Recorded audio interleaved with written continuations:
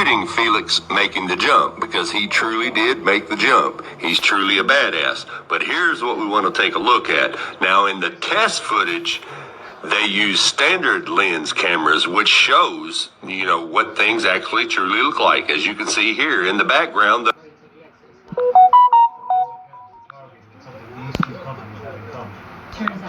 horizon is flat. It's straight as far as you can see, even at eye level, even at that altitude. And if you don't believe that, now let's take a look at the real live test footage. As you can see, the same here. Flat horizon, straight, at eye level, even at that altitude. Now, check this out. On the televised jump, they changed the cameras to a wide-angle fisheye lens, which automatically curves the horizon. Automatically. That's the point of this whole video. That's the point of this whole thing.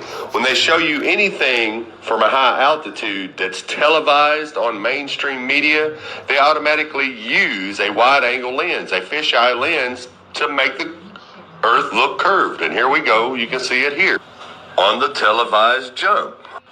So my point is, when they televise something that's going to be broadcast on mainstream media, they always use the wide-angle fisheye lens camera to make you see a round Earth. And if you don't believe me, I'll let your mainstream astrophysicist scientist, Neil deGrasse Tyson, explain it to you. And that dude who jumped out of a perfectly good balloon, what's his name? Felix Baumgartner, he would have been about 2 millimeters above the surface of this globe. That's his edge of space jump.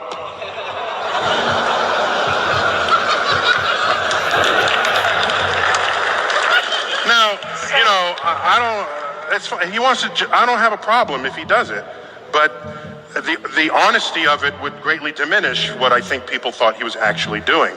And not only that, they made sure to photograph him standing there with a really wide-angle lens, which curves horizontal lines. Right. So in the photo, you see this curvature of Earth's surface, and he said, wow, he's in space. Look at that. No, he's not. That stuff is flat. And then I showed examples of wide-angle lenses curving horizontal. I tweeted that. You did. But I don't want to be a spoil, curmudgeon or anything. I just wanted you to put.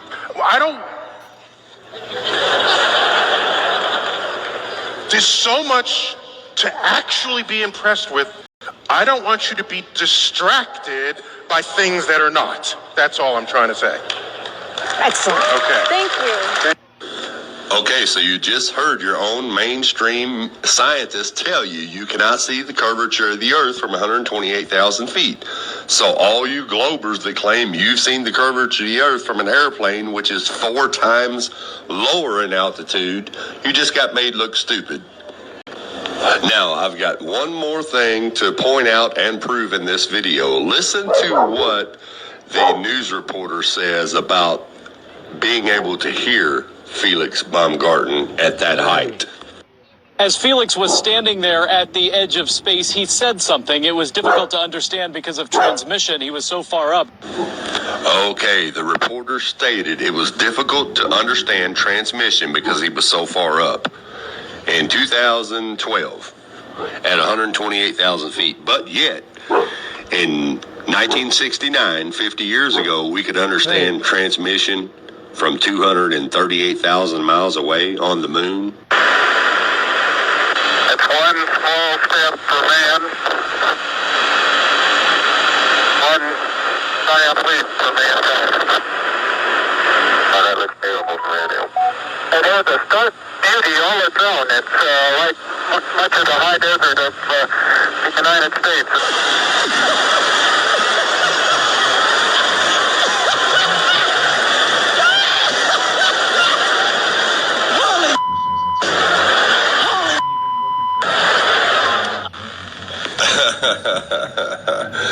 I rest my case.